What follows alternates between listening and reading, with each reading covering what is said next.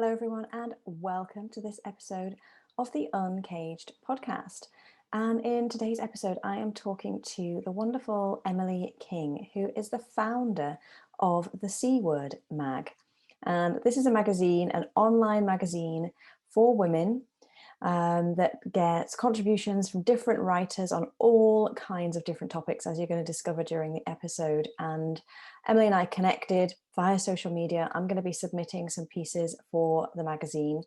And I just thought it would be really, really interesting to share her story of how she came to create it, why she created it, what the content is, and just bring your awareness really to this online magazine so that you can go and use it to explore any topics that you might have had a little bit of an interest in, and you're just not quite sure where to go in order to find content on all different kinds of topics related to being a woman.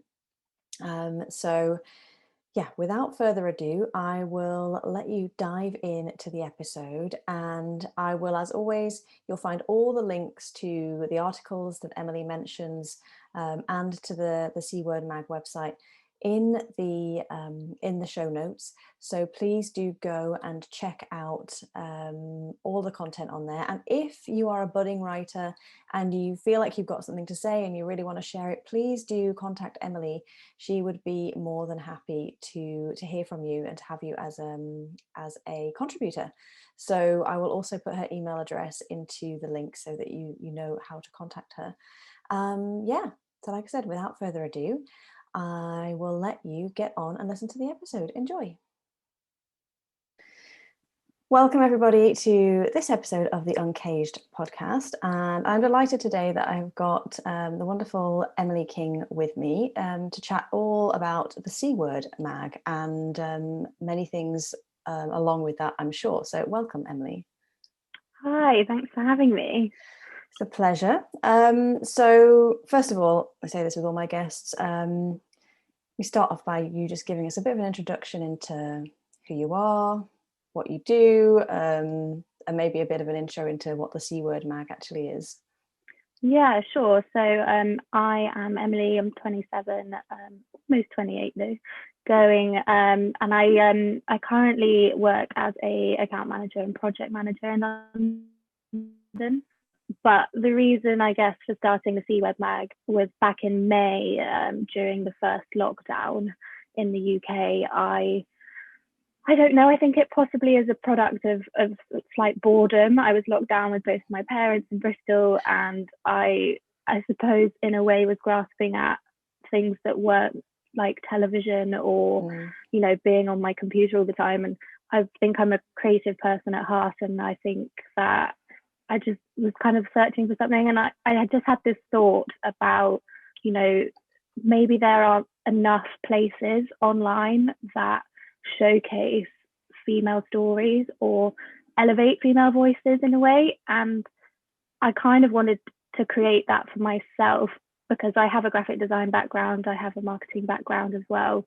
And I was just like, if I can't find it myself, admittedly, I didn't do that much searching, to be completely honest, but if I can't find it myself, why don't I just give it like to myself as a project to do to relieve my lockdown boredom? And then we're kind of here 8 months later, and we've got over 30 writers writing for this online. I guess it's kind of a magazine, but it's also not a magazine, because a magazine to me is something like Vogue where you leaf through all the pages. But I quite like that it's like a digital zine, I guess. Yeah, and it's curated into different areas that you can go and dive into. And I think you're right, actually. I'm just thinking while you were talking, like, yeah, is there a place? I'm into the personal development vortex most of the time, and yeah, I can't really think of anywhere where there's something specific that has female voices talking about women's experiences. Don't want to say issues, but women's experiences. Yeah. And such a broad spectrum of experiences as well. Yeah, I really wanted it to be, because I think, a good example that I tend to use is like, you have actresses in Hollywood who constantly say, there aren't enough roles for women that are as diverse as male roles. There aren't as many roles for women that showcase the different levels of female experiences, or you can be a contradictory person. You can like cooking and still be a heavy feminist. I quite like the idea that you can be a multifaceted woman, and I wanted to create a space that allowed that multifacetedness to kind of be celebrated, I guess.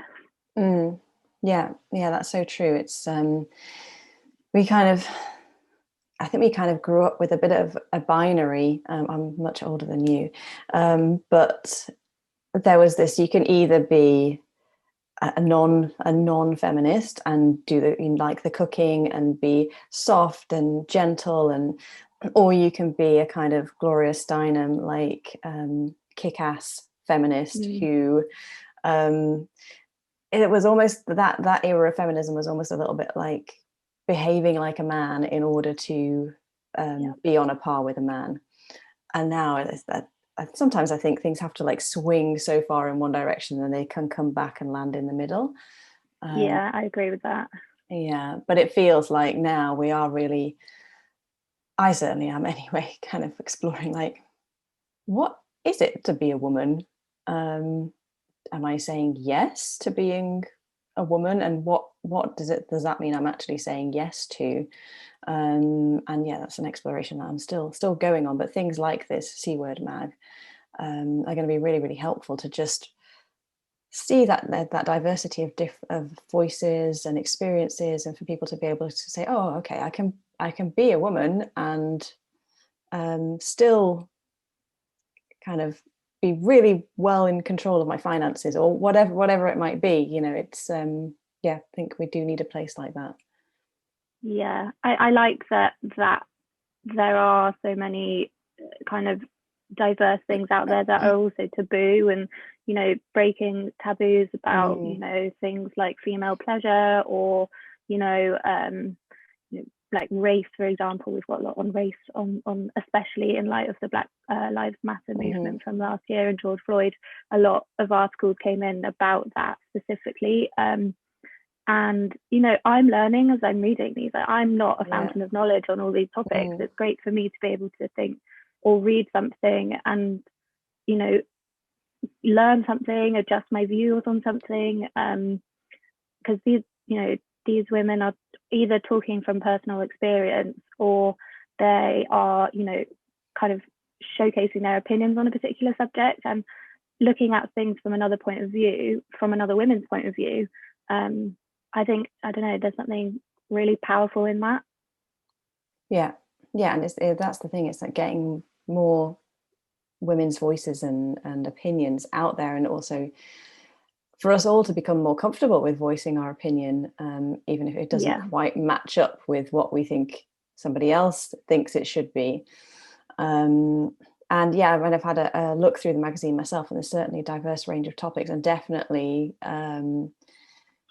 that kind of bringing an awareness to the slightly more taboo topics, even if it's something like I saw your article on singleness and being the only single woman, and it's the kind of thing that we just don't talk about, or you kind of just try and pretend that it's not there.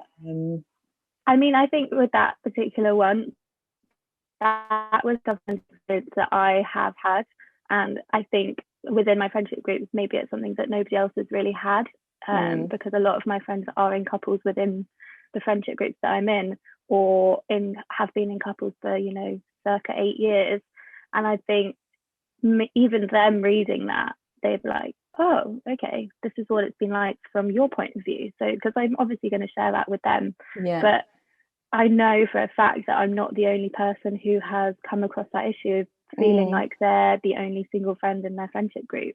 And I don't know, at times that's something that can be quite lonely, and at other times I think it's something that's actually really empowering. Yeah, and I think it's also just about bringing light to the fact that can be, you can choose that. you're Yeah, still a perfectly exactly. valid whole person, if that's, and also even if you're not choosing it, you're still a valid, perfectly whole person. And I do wonder, like, I don't necessarily think men get the same questioning around that.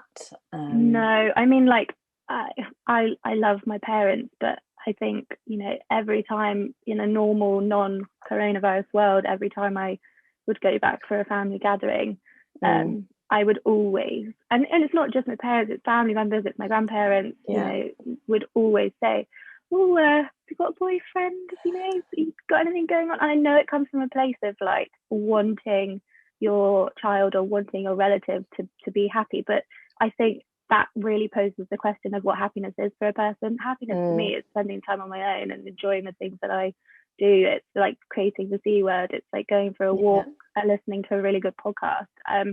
I don't think happiness necessarily always is something that revolves around a relationship or a romantic relationship. Mm, yeah, I think they It can does be. to a lot, but yeah, Yeah, I think they can be an addition, but I certainly, based on my own experience and journey, know that actually I need to be okay with me and okay with my life, and then that's when I'm gonna find the healthiest relationship for me. If I'm pinning all of my happiness on something exactly. outside of myself, even if it's a relationship or whatever else it might be, then that's when things just don't go so well. Yeah. So it's called the C Word, the magazine. What is the C word for you? I I kind of so I as when I was like coming up with the idea, I actually was going to go with the V word, but then I kind of thought it was a little bit too obvious. Mm, Um, and so I was just thinking, and obviously there's a very derogatory swear word that begins with C, yeah. which also can be kind of related to vaginas. And I was just thinking, like, if that word didn't have the meaning associated with it, it would just be a word. Mm, Um, it's not no, no, the reason that we don't like it is because of the connotations that it has and the yeah. way people can say it. Yeah. And I was like, could I just kind of repurpose that word and re-give it a new meaning? Mm, And then what came out of that and my kind of brainstorm is actually that there are so many powerful words that begin with C, and what ultimately the C word really is about is celebration and celebrating all of the kind of women around the world who have the stories, celebrating things like creativity, collaboration, community. Like these are really, really strong words that I ultimately wanted to create a community. I ultimately wanted people to read the magazine or read the website and then collaborate with each other off the back of it. And create together and all of that kind of thing. So I think ultimately it does come down to celebration, but the original, like the original thought really stemmed from reinventing something that was negatively associated with women. yeah. Yeah, I love that. It kind of draws people in, but like you say, you're basically repurposing that word and making it an empowered space Yeah. for women, which is lovely. And so it's so funny because I designed the logo and I've had so many people say to me that the logo looks like different things. So I've had people tell me it looks like a vagina. So people tell me it looks like a penis. And also had people tell me it looks like the coil. So, but it also looks like TCW, like the C word as well. So I quite like that there's this like complete variety of meaning of what Yeah. people take from it as well. Yeah. So yeah, people will look at the logo and see different things, just as people will look at the title of the magazine and infer different things from it as well. Yeah. I think the C word that came up for me when I was looking through the magazine really was curiosity. Um, Oh, that's a good yeah, one. because again, this isn't a place to go and explore and learn, and it's quite a safe way actually as well for someone to dip their toe into subjects they perhaps have not really allowed themselves to think about. Like, say, if we think about female pleasure, um, reading something in an online magazine, it's a really safe way to just start expanding your knowledge, challenging what you believe, and yeah, kind of finding ways that work for you, of incorporating those things into your life, or of celebrating those things in your life. So yeah, that for me, it's like a great place for being curious and allowing yourself to just be curious.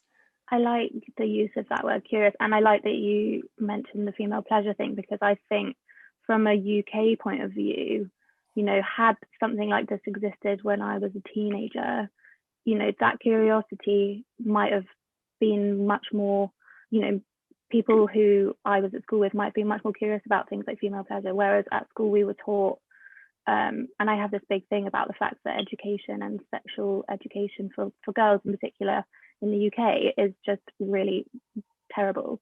You know, we never learn Mm, about female pleasure. We never really learn about anything to do with pleasure, to be honest. We just learned how to put a condom on a banana, and watched some outdated film from the 70s about a guy going into a bar and accidentally impregnating a girl because they have sex. Like, that is literally like the base level education on sex that we had. So I just have this yeah, huge thing about, you know, women now becoming more curious about all of the different ways that they can have pleasure, whether that's in a heterosexual relationship or a homosexual relationship.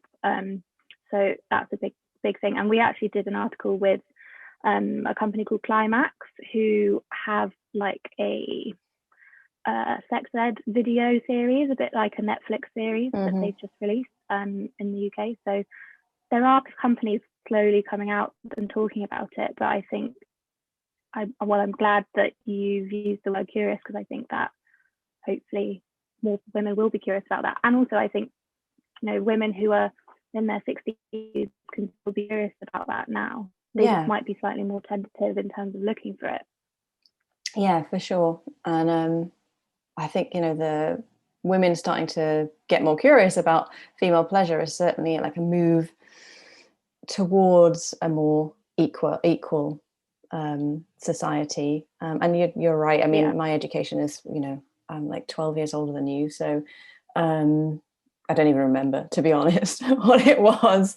Yeah. Just remember being deeply embarrassed that the man who was normally my CDT, which is craft design and technology teacher, was doing sex education with us. And I was about 13, I think, as well. And you know, when you get older and you're like, it really does not equip you for, It doesn't. you know, all you're talking about is the physical side of it, and not even in great, you know, in great detail. You're not talking about the emotional side of relationships or anything like No, that. Yeah, no. it's well, I mean, you're asking a CDT teacher to deliver it, then that's going to be what you get, really, isn't Yeah. it? Um, Yeah. but I think there's so many areas of life like that, like for instance, finances and wealth as well, where I always think like, oh my goodness, if we were only taught this stuff in school, or if I don't even taught this stuff in school, then I would be in a completely different place now, and especially like women. I see a huge amount anyway who have gone the traditional route of being in that relationship. The man takes charge of the finances, and then when things don't perhaps work out in the relationship, they're stuck because they're then so disempowered. So yeah, all of these things are really just putting the power back in our hands, I think. Yeah, I mean, it's interesting to talk about the finances, because like I also know a lot of people who, well, I know a lot, like my grandparents historically, my grandpa did all the finances, Mm, and you know, my granny did all the cooking. And if that works for you in your relationship, like, all power to you, that's great. yeah. But I think you also, I think people now are kind of coming to a conclusion where they need to have, you know, a joint account, joint finances. Mm, They need to like both be knowing about cooking and finances, or both know about yeah. whatever else is going on in the relationship. Because like you say, if that relationship is to end, or whatever, you are kind of stuck in the lurch a little bit. Mm, yeah. No, I think it's I was talking to my coach last night actually about love and relationships, and I've been single for most of my adult life. And I think part of that is because I saw growing up that was the traditional dynamic around me was, you know, the woman get married, have kids, woman stays at home, does the cooking and the cleaning and looks after the kids. And I was like, hell no. Like, that is not going to be my life. But I didn't have another model of what could it be instead. And there Yeah. was certainly never introduced to me the idea that there are myriad different ways that a relationship can actually work. So yeah, again, just bringing some curiosity to all of that, and helping people to figure out what works for them in life in Yeah. general. So important. So I know you've also mentioned that you've set up a crowdfunding page as well for the writers. You want to share a little bit more about that? Yeah. So at the moment, the C word doesn't really make any money. Like we've put our best foot forward and attempted a couple of things, but it's really not driving any kind of revenue for us. And I really feel strongly, because I have written for people in the past, because I've always enjoyed writing myself. Where I've not been paid, I've done music reviews, music interviews and things for Bristol publications when I grew up, which is where I grew up. And I never really got anything for my time. And whilst it was great to beef up a portfolio of work, I do feel strongly that people who spend that much time writing for something that I've created really deserve financial reward, if possible. So I've started this crowdfunding page, and the intention is predominantly to pay the writers, and also to kind of use some of that money to advertise their work and kind of get their work out there as much as possible. It's the first crowdfunding. It's doing actually not that badly, and it's got about 20 or so days left. But yeah, so we're just trying to make a push for anybody that wants to help support the women that write for us to contribute to that page. I've been taking the tagline from Tesco and saying every little helps. It's so true, and it's so true. Like writing, I've submitted multiple blog posts in the past, and I'm going to do one for you as well. And while I really enjoy it, it takes time, so it's I think it's a really great idea to, even if it, like say, every little helps, so even if it's nominal, I think it's a great idea to try and get people some money for their ideas, and exchange, I suppose. Yeah, exactly, in exchange, because a lot of their writing is intensely personal, and sometimes it's really difficult to write that story. There's the cathartic element to it, but actually that process and the time taken sometimes is really difficult. And in my opinion, and there's some people who've got, say, a business off the back of it, where they can write the article a bit like mine, and it can drive some traffic towards other things. Whereas if you don't have that, then really it's you need to be getting reimbursed in some kind of way. So that's a really great idea. Do you have like a vision for where you want the C Word mag to go, or what you want it to evolve into ultimately? I want to say yes, but I guess it's evolving and changing so much at such a fast pace. Like when it comes to May this year, it'll have been a year, or the end of May this year, it will be a year since it will have launched. And the amount that we've done in that year has been crazy. And, I have my flatmate and my cousin who volunteer their time to help me with, the website, with social media. And we did a campaign in August called the C Word Summer Series. And I definitely want to do that in the future. And it involved a virtual gig, essentially, or a virtual festival where we had musicians taking over our Instagram. We had kind of wellness talks. I'm just trying to think what else we had. We had fitness classes. And I'd love to make that like an actual event that people can go to post-COVID, in a kind of celebratory, we're out of the woods kind of thing, and actually have it as an event that people can actually go to. I really want to start a podcast for the C Word, which is sort of in the works at the moment. I'd love it to have memberships. I've got so many ideas. It's just trying to like put those ideas into an actual plan. And deciding kind of which one is the key one to focus on first, because exactly. I imagine you're also working full time at the same time as doing this. Still working full time, which makes things challenging for sure. yeah, I only do 3 days, or technically 3 days. It tends to slop over into the days I'm not meant to be doing my consulting work. But even that is a challenge to fit everything in. Like you say, I've got want to do all these things, and then I get overwhelmed and do nothing. I think Um, that's the silver lining of being shoved into a lockdown is you actually, yeah, because you're not going out and doing things as much as you would, you do have slightly more time to be able to do side projects, I guess. yeah, I think when things return to normal, it's going to be very, very challenging, but yeah, going to just try and make the most of the time that I have in lockdown. yeah, yeah, exactly. I think my 100% my biggest lesson learned is that when we went into full on lockdown in March, I realized that I still couldn't do all the things I wanted to do, even when I was in a full lockdown. And I was like, oh, okay, I think I might be having some unrealistic expectations here as to what I can actually do with the amount of time I have available.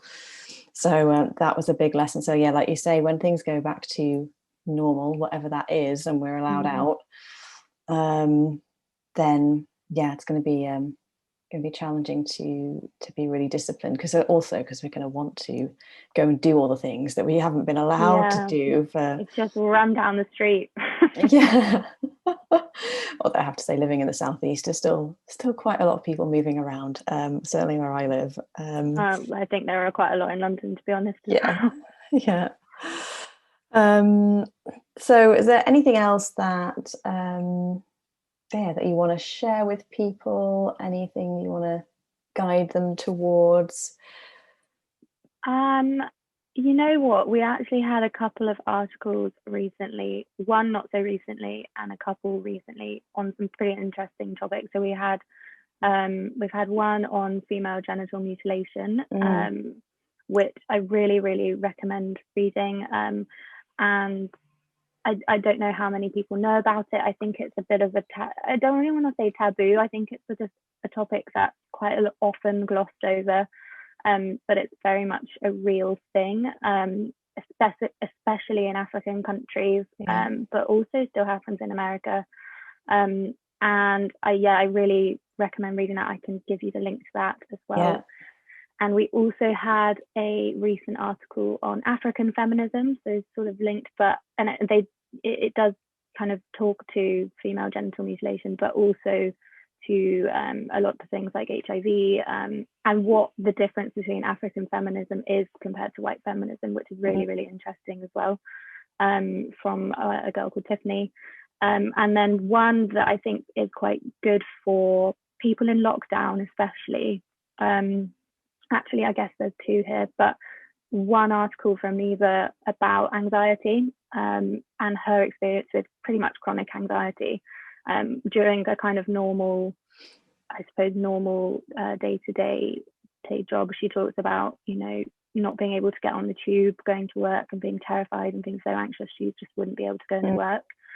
And I think at the moment, with people now in a third lockdown, I think anxiety is probably quite rife and yeah. often something that people gloss over, and it's very much a real lived experience for so many people. So yeah, those are my top three. Great. And yeah, again, I'll definitely be going and reading those. And I love how you really are